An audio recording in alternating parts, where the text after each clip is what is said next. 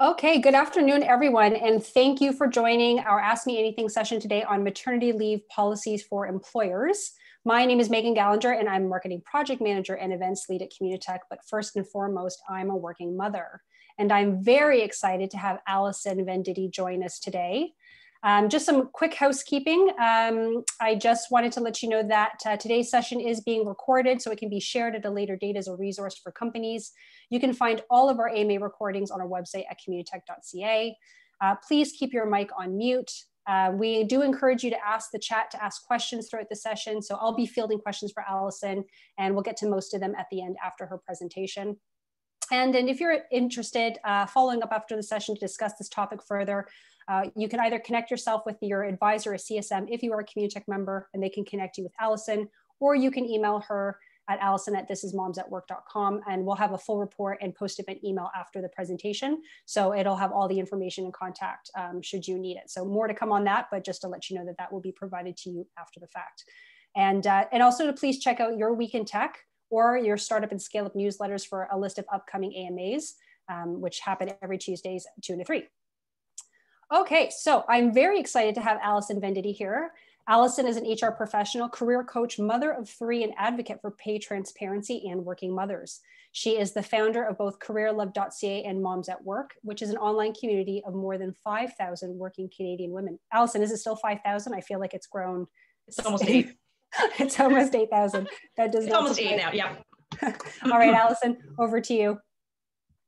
Okay, so hi to a lot of you who I know, because I recognize some of your names coming in. Hi, and some of you who I don't know, now you get to know me more. So today we are going to be talking about some of the report that we did through Moms at Work, and then our solution, because as with everything that Moms at Work does, I'm not just interested in finding out the information unless we can do something to fix it.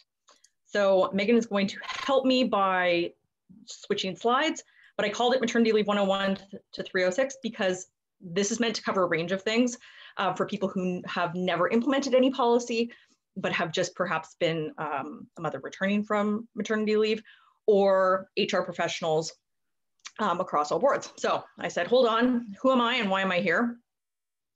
That's my middle son. He's now 7, so he doesn't look anything like that, but I have a 9, 7, and 3-year-old. So this is not only a personal thing for me because I've had 3 children, but it's also what I've done professionally for almost 20 years. You can switch, Megan. So who am I? So that's me. I have a whole bunch of other letters and stuff that I can put on, but I don't usually do that. So my expertise is in HR and accommodation. So I have built return to work programs for corporates since 2006. So when I started in HR, my real passion was sort of health, safety, wellness, and disability management. And it was an area that was just sort of coming into its own. And so I got to learn from a lot of like really groundbreaking people who did a lot of this work. In my spare time, I run an organization called Moms at Work, which is now Canada's largest community for working mothers. I do a lot of advocacy work around pay transparency, pay equity, and improving working conditions for working mothers. I also do career coaching through careerlove.ca, which is where I started. And here I am today. I've founded a corporate program called ReadyTurn, which supports companies to help do maternity and paternity leave better. I'm also a lover of Star Wars, coffee, clever mugs, and winter biking. So that's my website, which will link you to all the other ones. And let's talk about some maternity leave. Oh, wait, sorry, one more. Wait, one more. So how did I become this maternity leave person? Over 10,000 hours of research and development, no short of a lie. I have run and created 30 comprehensive return to work programs covering over 35,000 employees. 5 years of interviews, questionnaires, beta testers through my original program, 6 rounds of employee beta testing, 126 studies reviewed. Lots of other countries do studies around maternity leave policy, not Canada though. And then my fix, again, ready to return, but more on that later. And I will say this, at the end, we're gonna have lots of time for questions and how you can make changes with your current policy. Again, I've been in HR for a long time, so I get how hard it is to incorporate things. But first I'm gonna present the problem. So this was a quote from, this was a quote from the survey. So, and this sort of mirrored some of my own experiences. And let me remind you that I was a return to work professional. I ran a division that did return to work.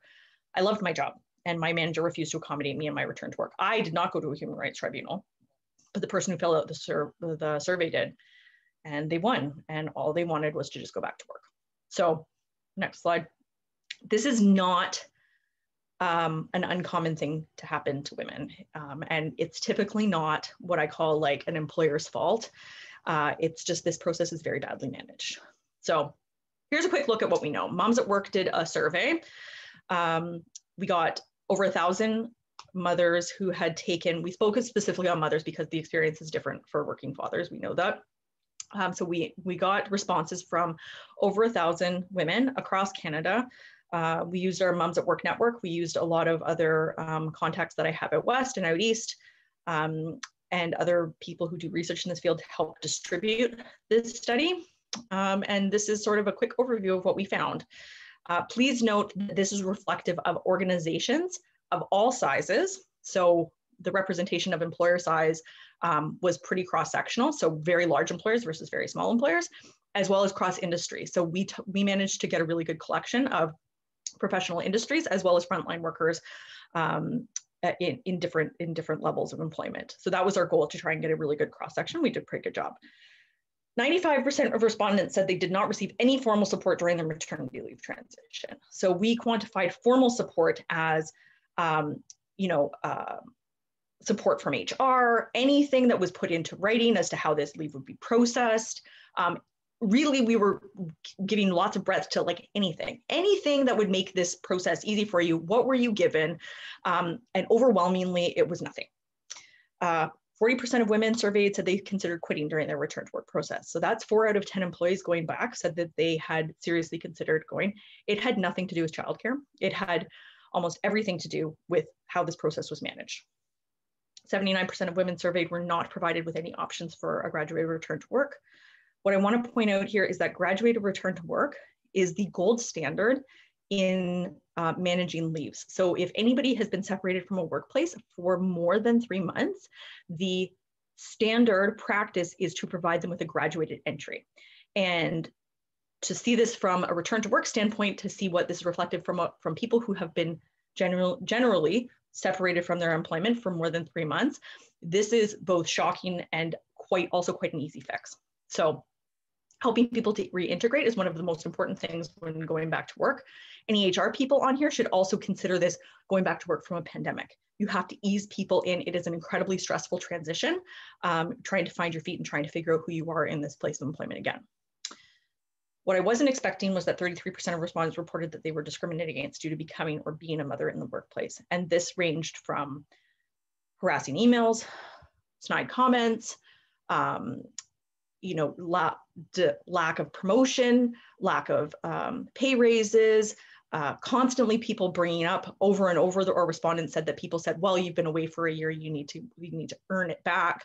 Well, you haven't done this, you need to earn it back.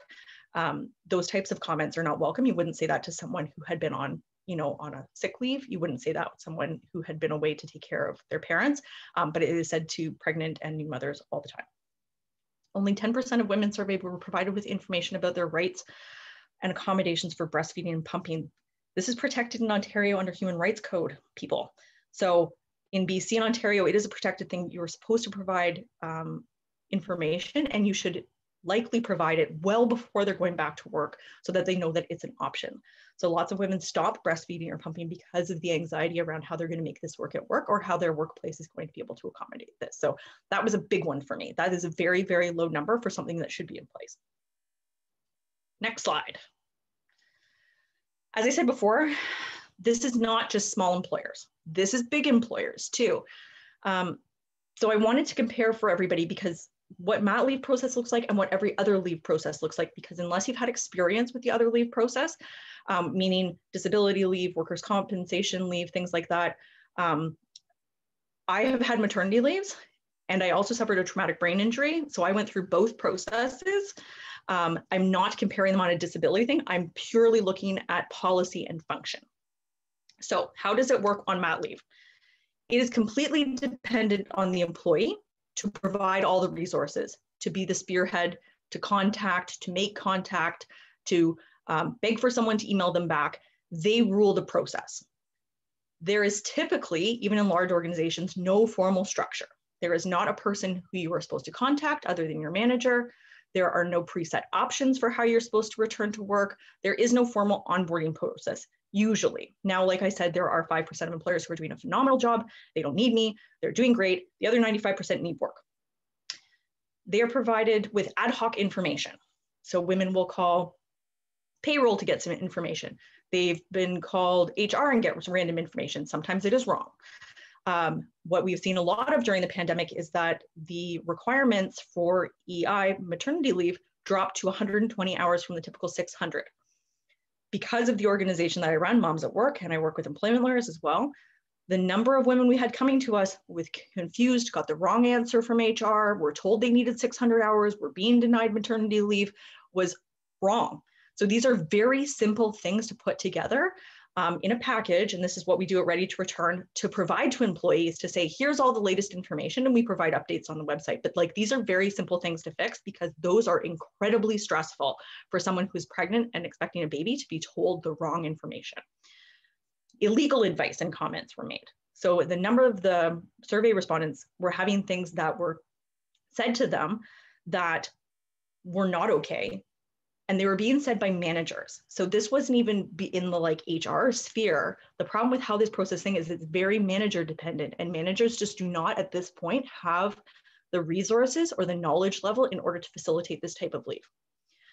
So for every other leave process, I just want to talk about this because this is what I'm trying to create with ReadyTurn is that every other leave process. So let's say you go on workers' compensation and you hurt your leg. You have a series of forms you need to fill out. You have to submit them to a certain person. You have a central point of access. So usually that is one HR person and a case manager who is responsible for carrying the load and helping you deal with and get the answers.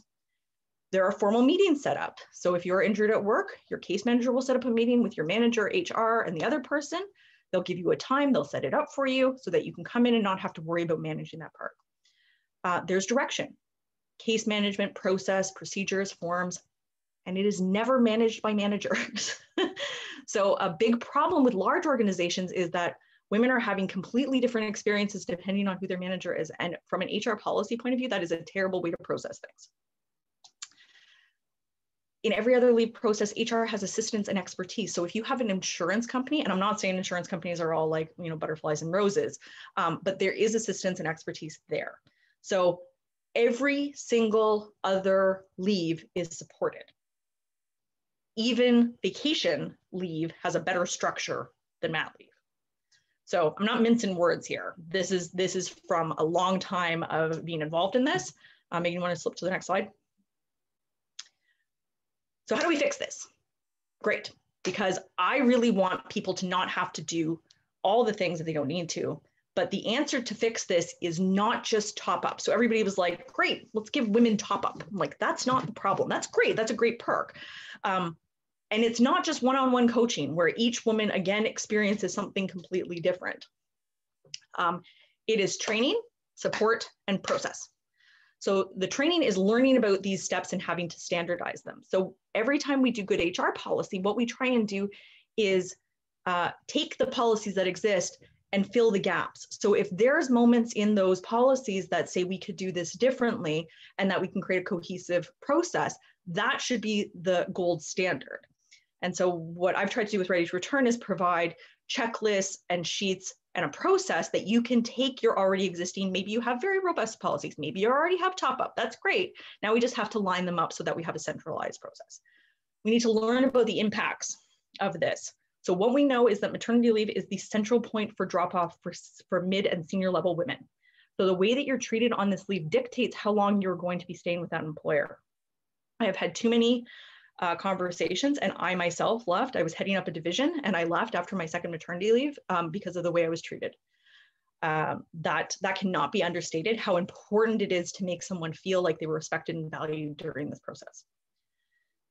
Provide sample policies and procedures that can be easily integrated, as I said.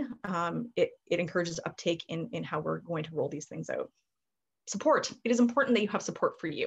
It's important that you have support for your employee, for your team, and meeting you where you are at. So whether you have nothing in place and you need guidance versus having a very robust system with, one-on-one coaching set up, it's important that you try and find those supports in there so that everybody feels supported in this, so that you're not just dumping this on an HR team to like put into place and then leaving them to rot. As an HR person, I understand intimately what that's about.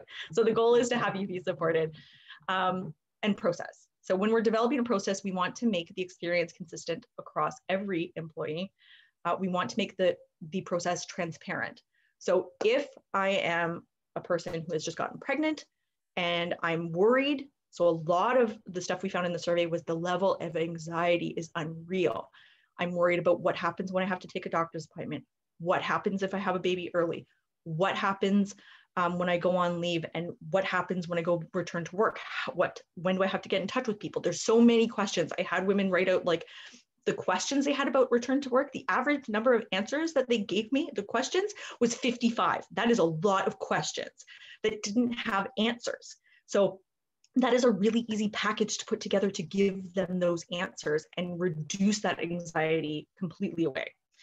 That is good, solid policy.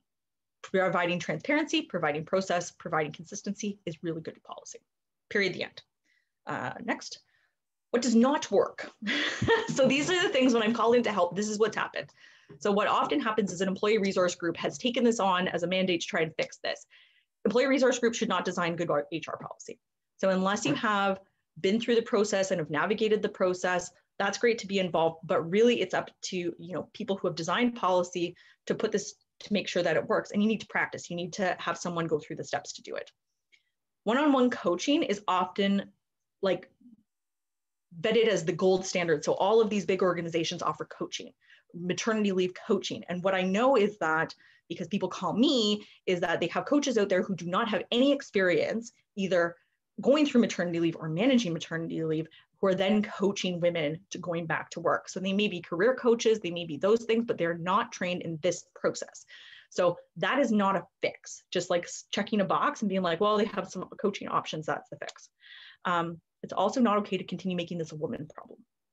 So what we're going to see in the next 5 years is the uptake in men taking paternity leave. And this process needs to be locked down to make sure that whether you're a woman or a man, whether you are adopting or whether you've experienced pregnancy and infant loss, that you are having a cohesive experience through the workplace that feels supported and well thought out. That is incredibly important when anybody is experiencing significant life change. Next. Okay, so what can you do right now? Right when you go back, you can do a walkthrough of the employer experience and look for gaps. So one thing that we don't do enough of in HR or as managers is to walk through and be like, okay, my name is Allison, I'm having a baby. What's the first step? Okay, who do I call? Where do I go? Write those things down, because if there's a question there, it needs an answer, and that answer should be in the form of a policy or procedure. Find out where the knowledge gaps are. So the next step you do is you go to your management team and be like, what have you struggled with? Fill those gaps for them. Let them know where you can do it. Put in a database where you can find all the policies and procedures so that they know where to look, and give them an out. If they are not equipped to do this, then they need a person who they can go to. Resources, access, and support. We've talked about these already. What I would really like is to remove this process from individual managers. It is a lot to have them try and negotiate. It is a lot to have them try and manage. It's a lot to do on their own. The ball gets dropped all the time because they're a busy manager. So what I usually have done is we appoint a person who's responsible for being the contact and communication point for people who are on leave, so that they have a person whose job it is to get back to them in a timely and responsive manner to make them feel valued. Then that's that person's job to help connect them to managers, make sure none of the balls are dropped. So that creates a much more cohesive experience. The last thing that what I know and what most of the women wanted were options, right? Options, options, options. So processing something does not mean that you have to dictate to women what they have to do. So that, as it stands, infantilizes women and makes you feel out of control in this whole process. So what do I mean? It means that when someone goes on pregnancy, like when they're going to go have a baby, you can give them like a workbook and be like, hey, you know what? Would you like to keep your phone? Would you like us to keep your email access live? Would you like us to just knock that off and just send you like a monthly update. We can put you on a thing so that you know who's leaving. That's a checklist. So I can pick and I can own how I would like that rolled out. In that same package we put together, how would you like to come back to work? Do you want to start 3 days a week, work up to 4 and then 5? Do you want to start 4 days a week? Do you just want to start 5 days a week? By not making that choice for them, you are helping for them to help feel in control of this process, which is what we're aiming for. It's so simple, yet it makes a huge difference in how people process leaves. Giving people options and making them feel like they're in control while being supported is game changing. Oops, next slide. So that's sort of an overview of what I do. The full report is at readyturn.com that you can download, but Megan's going to send it out after anyway. And Ready to Return is the program that we've developed. So we do have a certificate program to help get people these checklists, these processes. I teach it in collaboration with Hudson Law. So Deborah Hudson is an accommodation expert and employment lawyer, and Sunnybook Pregnancy and Infant Loss, because the one piece that has constantly been missing in this process is great. We talk about people having a baby and coming back, but what happens if that doesn't work out the way they had planned? And we see a lot of very negative stories coming back from things that are being said and done to women who have lost children and babies. And that needs to be fixed very quickly. So we've put that all together. It's an 8-part program. It's really short. And then we have an employer partner programs for companies who are looking to take it to the next level and get more support for themselves and their employees. So that's on my end, but I am very happy to answer all sorts of questions about the report, answer questions about the work that we do, how you can make quicker changes in your org, whatever you need. Questions. Allison, I have a question, a personal Sure. question. So we have the 2 options as mothers. So this is just if like somebody's coming and asking about, there's the 12-month leave and the 18-month leave. And often I'll see on Moms at Work, I'll see on your Facebook group, people being like, what do I do?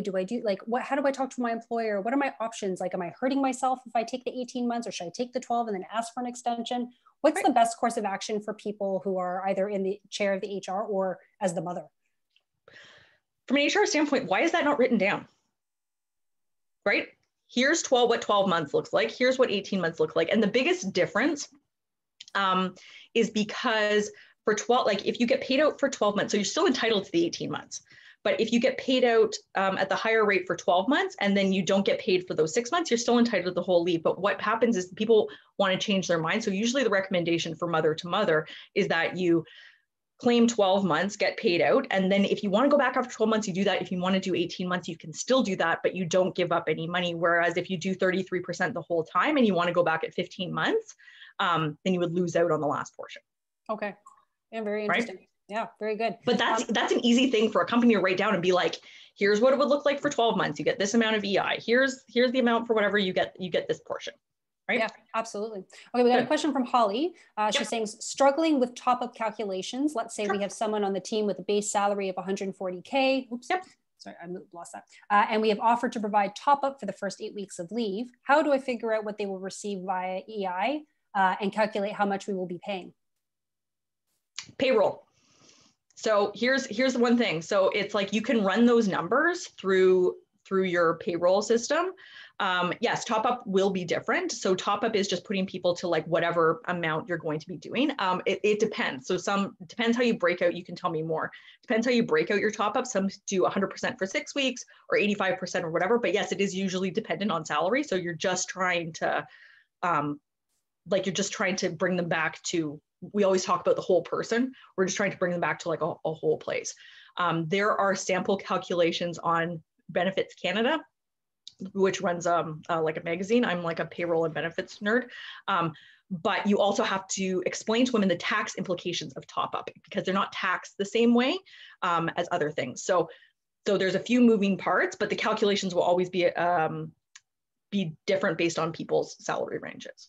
But yeah, you can send me an email. I'm happy to like help walk you through it or point you to resources too, because it's a bit tricky, but once you have it set, then you're good to go.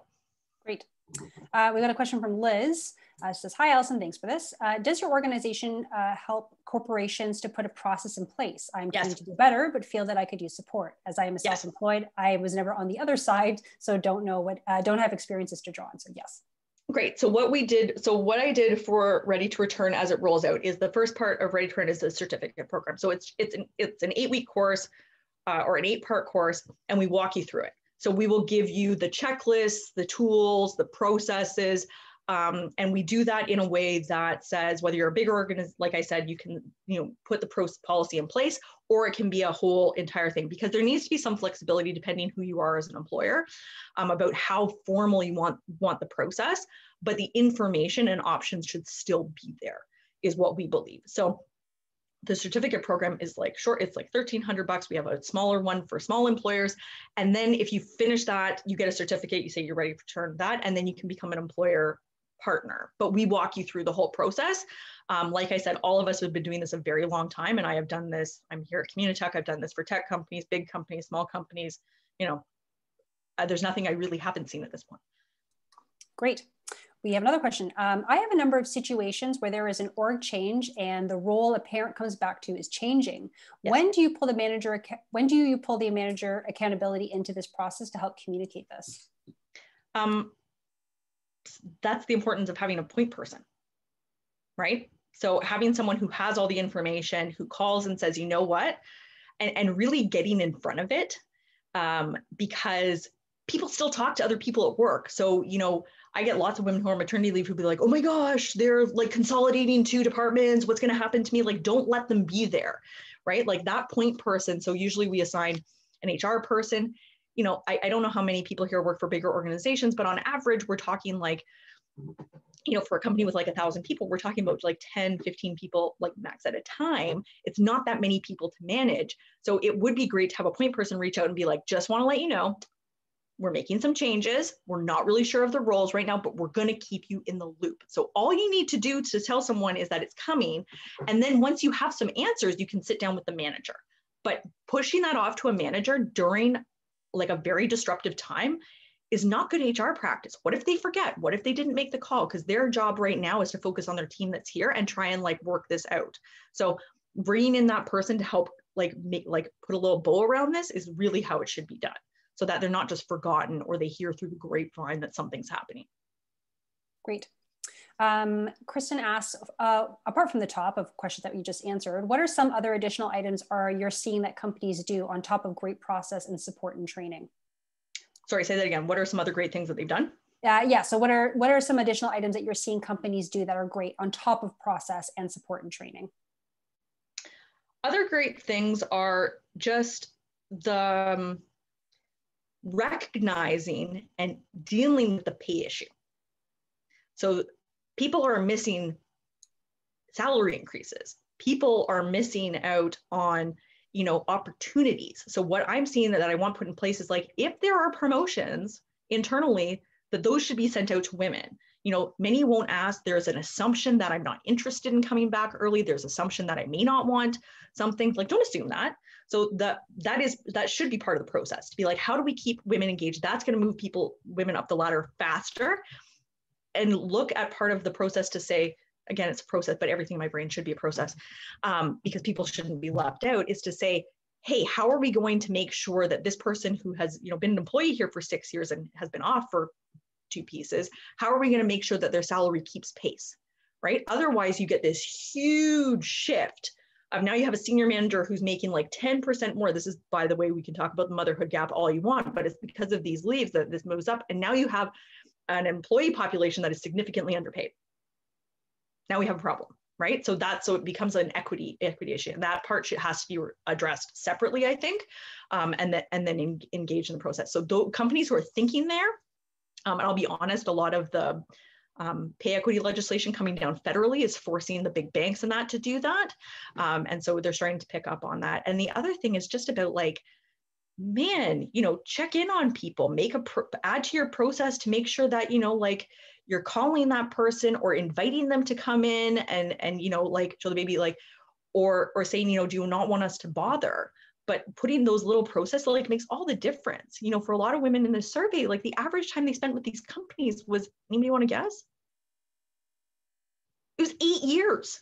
Oh boy. Right? Like the average time they've been working was 8 years. That's a long time. And a lot of them had only been with 1 or 2 employers. So like you're pushing out an employee who's been there a long time and has a huge hub of knowledge. So, like invest in them even while they're not there, because they're going to come back. And, Megan and me can both probably talk about that. I'm like, when a company invests in you, it makes you feel good when you're coming back, we invest back. So that is imperative. That's what I think is done the best, is when you're repeatedly told how valuable you are to us.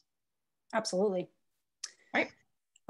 Laura asks, I have a problem I have encountered as a manager at a previous employer. What's the right way for severance benefits to be paid out if someone is pregnant, so it doesn't interfere with a mat leave? This previous employer did a crappy job of it, and I'd like people to know how it should be done best for the pregnant person. Right. So you want to do it in a way that is not going to influence EI. So Deborah Hudson is actually, she's covering this, which because it is a problem. So if you're paid severance, it will impact your maternity leave and your EI benefits. But there are ways that you can negotiate into the severance package to say that it will be paid out afterwards, right? So that they can continue to collect EI and then they're paid out or like a lump sum at the end, or they can start the benefits later. But that really should be done better by institutionals like legal teams. And the problem with legal teams on institutions is they're often not employment lawyers, right? They're just general counsel. So first off, I would just tell everybody to get an employment lawyer. Like if you're pregnant and have been laid off, you need an employment lawyer to make sure that happens properly. But there are a couple different ways you can do it, quite honestly. But yes, if you do it the wrong way and just start it immediately, then it ruins your EI entitlement and maternity leave. Okay, great. We have a question about, hold on a second, I'm just pulling it up. I'm in the interesting situation, so this is from Jessica. I'm in the interesting situation where I'm pregnant and the HR manager at a small company that does not have any existing policies regarding maternity parental leave. Management would like to provide a substantial baby bonus to those who are going off on pregnancy parental leave instead of a top-up. Could you see this having any negative consequence for the parent going off, for example, when it comes to tax time? So it's easy. So a lot of companies see it's easier to administer, right? Like to pay out a baby bonus or do whatever. Honestly, there's so few people that do top up. I'd be like, yeah, just do it now. And it's taxed the same way as bonus though, right? Like, so you just have to take that into consideration. So when you present it, you can be like, great, that's a good number. Here's what it would look like for tax. And it will also look different depending on what your salary is. Like how that is taxed looks different on your salary. So if someone's making 40,000 versus 100,000, it's going to look different. But like administratively, if they're asking the payroll person, yeah, of course, it's easier to just be like one-time payment, like click the switch and do off. The one thing about baby bonuses is there's typically not a clawback associated. So top up almost always has a clawback clause, so that if you don't come back after mat leave, this is why they do top up. If you don't come back, you got to pay it back. So baby bonus takes that out of. So in many other ways, like it can be a bonus. So you keep it whatever. Even if you decide not to come back, you get a new job, whatever, that money is yours. Whereas top up, there's always a tie-in. So as a pregnant person, like a bit like, half a dozen of one, 6 of the other, right? So you really have to weigh what is more important there. I would kind of be inclined to take, if you have the option to take the money, just take it. I agree. I was like, how do I say this delicately? I was like, it's an easy way to process. It's an easy way to do it. And then you have the money all up front and you can decide when and how you want to do it. I agree. Okay, another question is, what difference would you advise for paternity leave and adoptive parents? How do equity stakes in a small company work for employees who go on a maternity leave? And if the employee has options and a vesting schedule, how is it impacted? So really that's a tax specialist question, right? Like for equity stakes, like that happens on all leaves. So you really have to look at your other leave policies, right? So there's always like, if people are on sick leave or if people are on whatever, usually those policies already exist. So you have to make sure they match, because that's the other thing when we look at some of the stuff, to make sure that they're equitable across all things. But usually that would be mapped out by a tax specialist because there is such implication. So that's sort of like I work with a tax specialist at BDO when I do some of these projects with companies, because there's all sorts of different implications and all sorts of like legal issues around paying out and not paying out options while you're on leave. But the schedule should stay the same. Like the schedule, usually, as I've seen it in other tech companies, sort of like stays the same if it's on an approved leave, right? That's the difference, right? An approved leave, right? Great. Another question is, if the company agreed to offer a top up, what is the next step? Should I notify our insurance company or ESA or any other institution to make it a formal benefit? So top up usually like, we should do a whole other one on top up specifically. I should write a one pager about top up actually. You know what I'll do is I'll include some top up resources in our email that's going to go out just so that people can see, because it really is like a tax issue. Top up is not considered income if done the correct way. So then it won't impact your EI leave, and it's not taxed the same way. It's not taxed at all as well. So, okay, good to know. But that's already sort of like built into it. There's like an understanding if it's coming from the employer and you contact Service Canada, and then all that should sort itself out. But really that's a payroll benefits thing. I just realized many of you don't have payroll benefits. But top up is something that we also talk about in the certificate program, because there's so many different ways you can do it. There's not just like a one size fits all, like flick the switch. That's why it's a bit weird. And that's why people do that. I hate the term baby bonus, but like, that's why people just do that lump sum payment at the beginning. Okay. Yeah. And we could definitely include that in the post-event communication. Yeah. Is it okay for companies to accommodate parental leave in days all at once in agreement with the employee instead of the employee taking the payment for it in a long period? Sorry, I don't get that. It's okay.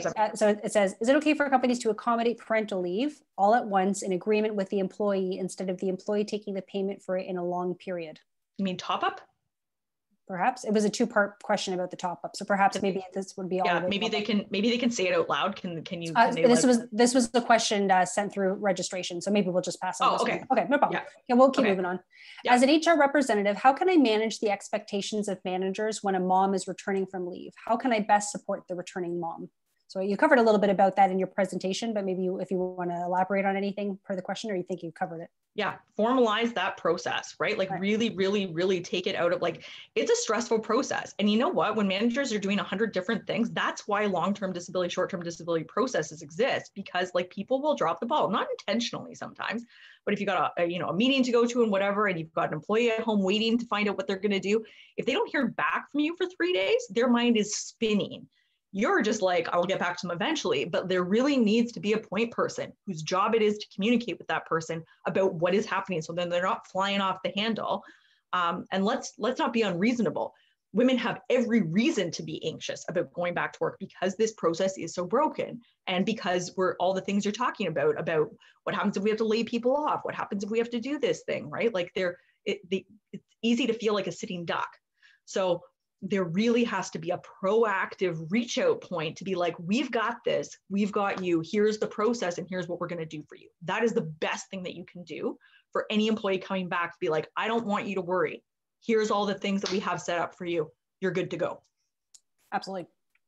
We have another question. My employees are mainly male, but their families are now having babies. I'm interested in what else I can be doing to support the parental well-being of both parents. We have flex hours and extra time off, so they don't need to use vacation, but I know how brutal this time is. I'm looking for additional ideas.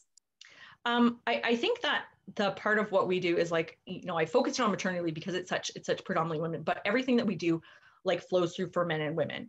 And I think the same thing is options, right? Like options. And really, we have, we have as part of like an employee partner program, is that we have things like to talk to men about, you can be the person to take the doctor's appointments. Like, so what the thing is, I'm like, I had a child with special needs. So my son had anaphylactic allergies. He'd been in the hospital 5 times before I went back to work. It was bananas. And you know what happens when you have a specialist appointment at Sick Kids? You go to the specialist appointment at Sick Kids because you can't get another one, right? So between me and my husband, there was this like very big unknown gray area. He had 52 appointments one year, 52 appointments. That is bananas. And so I had to have this discussion, but I'm like, if someone had given a thing to be like, here's how we can accommodate you, and just put it out on a one pager and been like, if you need to take your child to a doctor's appointment, here's how you do it. Please don't feel that you need to beg or plead or ask for anything. We know that, men are trying to be more involved and doing these things, and that fatherhood looks different now than it did before. So really, taking the time each year to ask employees what you could do differently. I love core hours, 10 to 2, whether you want to start at 9 or you want to start at 7:30 and leave at 3 so that you can do school pickup or whatever. That's one of my favorite things to implement is core hours. People love it.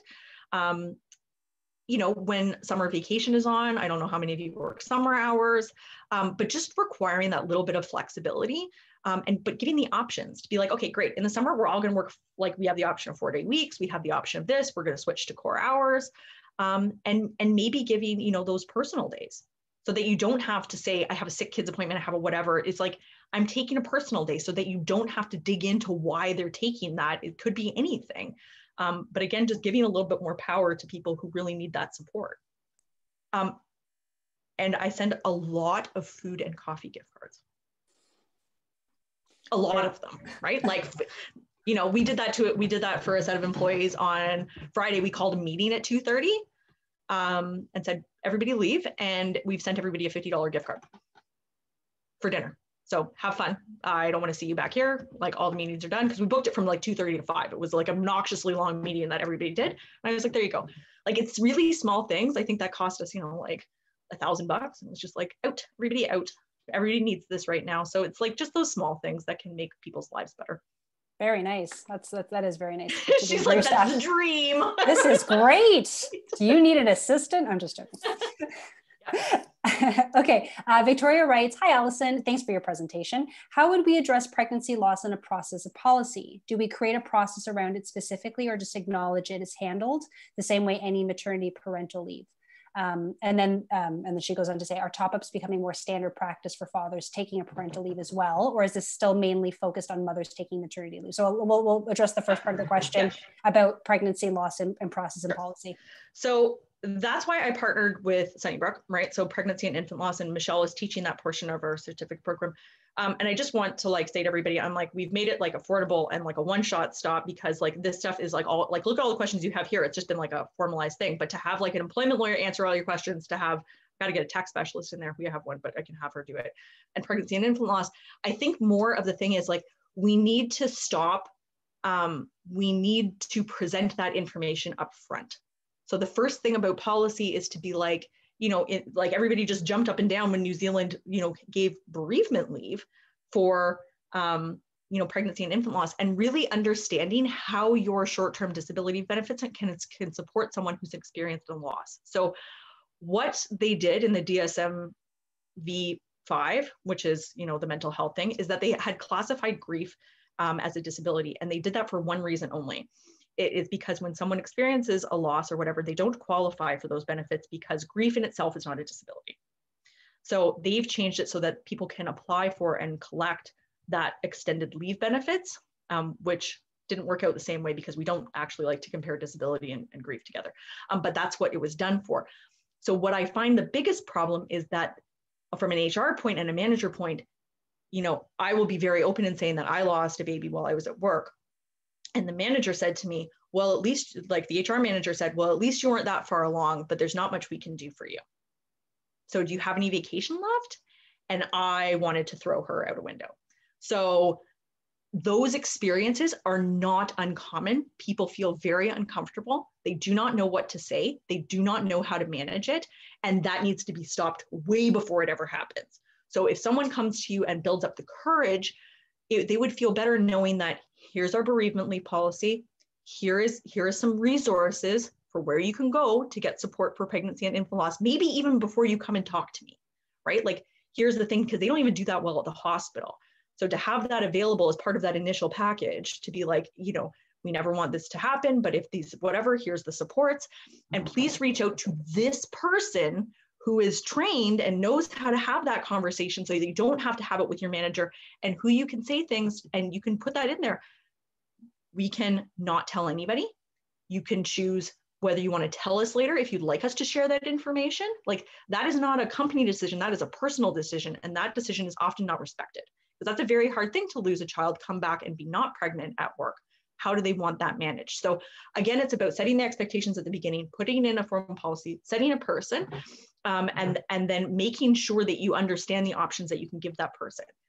These are things you need to think of before. Do you have bereavement leave available? Is this something that you can call Sun Life and talk about, like, would they qualify if they experience this loss? Is there another type of leave? And like putting that down, like we have a one pager that Sunnybrook put together, and then resources to be like, I am not the right person to do this. Here's a list of people who can help you through this process, and we are just here to help you find those resources. That's your job as an employer. It's not to like take that on unless you're a licensed therapist or whatever, which you still shouldn't do that if you're in HR, but the process needs to be there so you can direct them to the right resources. It's a very, very complicated thing to go through at work. Top-ups becoming more standard practice for fathers taking paternity leave as well. Yes, so actually this has become a huge contentious issue in that like women are getting top-up and not men. So we're like, how are we supposed to have men take paternity leave that they're now entitled to if we're not treating them the same, right? Like if you get top-up, they don't. So we are seeing a really quick shift actually, and that they're giving it to both, because lots of women are picking to take like 5 or 6 months, and then their partner will take another 6 months. Even in same-sex couples, it's like, how does this work if it's, 2 men? So it should be standard. Top up, if you're going to offer it to one person, you should be offering it to the other person as well. Another question we had was how best to support return to work after 12 to 18 months, especially in fast-paced IT environments where a lot of change happens in a period of time. How best to support requests for part-time, alternative schedules, and how long they should last upon return? So again, give people options, right? So like, I know how fast IT works. I've worked with IT companies, but it's just as fast as everybody else, right? Like, so I don't think there's anything about like speed that matters, but how do you onboard people? Like you have to onboard new employees. You should onboard that person the same way, set up meetings for people, make sure they understand what their role is. I didn't have a desk when I came back from my second leave. They didn't get me a desk. And I didn't have a phone. So somebody else had my phone. And I was like, okay, great. So this is like, I'm feeling super valued as a person here. So setting it up, the return to work should look the same. Like I said, if you give people the options way beforehand at the beginning and they can make choices, then as a manager who's bringing back on those people, to be like, okay, Megan needs a 6 weeks process. She's gonna work 3 days, 4 days, 5 days. And you know what? That's fine, because at the beginning, you're just trying to get your bearings, trying to get your access card to work, trying to get your computer to not be an idiot. Like there's all that goes on. So like making the assumption that's like an employee comes back and it just goes right on is wrong. We know that.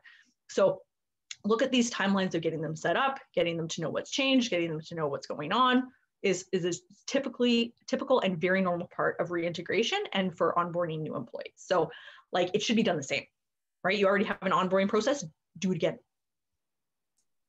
Great. Another question we have is how common is a top-up? I know you're going to provide some resources on top-up, but I think people really want to know about top-up. People really want to do top-up as though, and I'm like, I want to reiterate to people, and I'm like, top-up is so secondary to like fixing the process, right? Because I swear to you, if you do this process well, giving me 6 weeks of extra money isn't going to make a hot difference to me. Right. Absolutely. Yeah. Just saying that out loud so that everybody can hear it, because everybody always comes to me and they're like, we're not going to do any of this. We're just going to give top up. I'm like, and they'll still leave and give you your money back. Yeah, that's true. If I don't have a phone and if I don't have a desk, I've got a problem. We're done. Top up. Yeah, and you can top me up as much as you want. Don't care. Okay. Well, I'll respect the question anyway, just because someone did ask it. Okay. So how common is top up for parental leave in the tech industry or scale up? Because we have a ton of obviously start and scales here. So we're about 60 people and have had this requested. What are some of the best practices for small businesses around approximately 50 full-time employees for the amount of paid time off or mat leave? And what's the amount average? So let's start with how common top up is. I mean, we're still sitting at about 10%. Okay. And that's like cross industry. Like that's been sort of the pickup, because the assumption is if you're in Canada, you get 18 months leave, you're already getting paid, blah, blah, blah, blah, blah. And I was like, that's lovely, but it's not that much money, right? Like when you're looking at like, if we're topping up like for 6 weeks, but it is a great sales pitch. Bottom line, if you can list top up on your like list of benefits, like people's ears go, right? So let's be very clear on what that means. So for a very small amount of money, you can make that, sales pitch. It's not that common, but also when you're looking at an organization of like 50 people, you have to really look at the uptake on this, right? Like, so of those 50 people over 5 years, how many people do you think And this is a metric nobody follows until they like do this program. It's like, how many people have you actually had take maternity leave? How many people have you had it? And if we're talking like 1 a year or 2 a year, right? Like, let's make some real like value judgments on like how important that is to you, because I think it should be really important. It's a fairly easy thing to implement. It means a lot to people, even if they don't use it. And it's a really good sales structure. The standard is sort of like that 6 weeks. So BMO does 6 weeks of 100%. The big banks have sort of set at 6 weeks of 100%. Like, I think that's a fairly common number. We're never going to like, look, as a small tech company, you're not going to compete with like the Ontario Public Service, which is just like a ton of money out there because they've had unions fighting it for a long time. So I think it's fair to like set a smaller range. And then maybe, you know, you can also do something more clever. Somebody got asked before, we have if you set aside a pool of money, not just like a baby bonus, but something we do in ReadyTurn for employer groups, is we set aside a pocket of money. Like, so many women had used a lactation consultant, parenting coaches, like all these other resources. If you want to add other things like that on while they're on leave to help them, you know, make that transition, like that would be really helpful too. But I think 6 weeks is sort of the standard right now. If you want to go more, you say 8 weeks or 10 weeks. But that's sort of the norm right now, not a full coverage. When you say, someone asked, when you say 10%, is that 10% of the salary throughout the leave? Oh, you asked how many people, what percentage of companies did 10%, right? Yeah. Yeah. So it's not like the 10% of, when I say 10%, I meant 10% of companies. That's the sort of between 10 and 50% of companies offer top up. Most employers top up to 100% for the first 6 weeks, and then they drop down to like a 67% afterwards. But it's usually just that 6 or 8 week period is the standard. Great. And how common is the top up clawback? Does that happen very often? All the time. All the time. Like that's the incentive for it. It's like companies that pay for MBAs, right? we can pay for your MBA. You got to stay here for 3 years after you're done. Right. Otherwise you pay us back. Right. Because they're making an investment. So this has been the only sort of like trigger happy rule to keep women, is to be like, do this or else we're taking back the money, which, you know, as a practice looks really good, is a bit strange as a policy. Right. But that's the purpose of it. The money is to tie you back to the company and get you back in. Right. And my point is, I'm like, top ups looks lovely, do better, fix the process. Then people will stay and you don't have to like force their hand. They'll want to. Right. You don't want someone to stay at your organization if they're not truly happy there anyway. So, I mean, sounds like you've got other problems if you've, that's the only thing that's keeping them on the hook. Well, and also like, let's talk about top up in a very real way. If you have an employee who comes to you and says, I can't return, I have a sick baby, and you have to say to them, give me my money back. Now, what do you look like? Yeah. Right. So that's my issue with like top up as like the gold standard. They're like, what a horrible position to take someone who is now unable to work, has to care for a child, is choosing to make this decision. And now you say, give me my $5,000 back. And they say, I don't have that $5,000 because I spent it on medical supplies. I'm like, these are very awkward conversations that we've seen. So that's why I'm like, unless you're an organization that can be like, you know what, we're going to call this and you're going to keep your money, or we're not going to put a clawback in because we just feel this is just a way we would like to separate you. You need to put that in big, bold writing. There is no clawback. We're not going to take it back from you. We value you as an employee. That's why it should be there, not as a, you know, carrot and stick issue. Right. Right. We just have a few minutes left. I do have one question, but if anybody else has anything else, please feel free to add. Someone says, Aziza says, great presentation, Allison. You mentioned a graduated return. Is there an average amount of time that the graduated return should last to accommodate the returning parent and to meet the needs of the organization? Standard is 6 to 8 weeks. Knowing that the graduated, usually what happens is we say 2 weeks, like 2 weeks at X amount of time, 2 weeks at X amount of time, 2 weeks at X amount of time. So 2 weeks at 3 days a week, 2 weeks at 4 days a week, and like 2 weeks at 5 days a week, but with like a reduced work, or you leave early for those two things. So the amount of time missed over those weeks is very minimal. So we're talking about like 7 days over the whole course, right? So it'd be like someone taking Fridays off. But like I said, those first 2 weeks are really people getting their feet wet, getting their computer set up and doing whatever. So that's like a healthy time amount to let people get reintegrated. It also makes people feel really good. So imagine that you as a new mother got to say, you know what, okay, this is really stressful. I put my baby in daycare. I'm doing this, whatever, but don't worry. This week, I'm not working Thursday, Friday. I'm just going to pick them up early and it's going to be so nice and it's going to be great.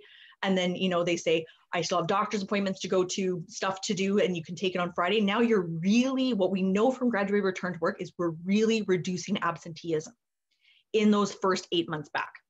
We see it time and time and again. It is the gold standard on disability leave. If you give people that support and time, the absenteeism that comes after it is greatly reduced.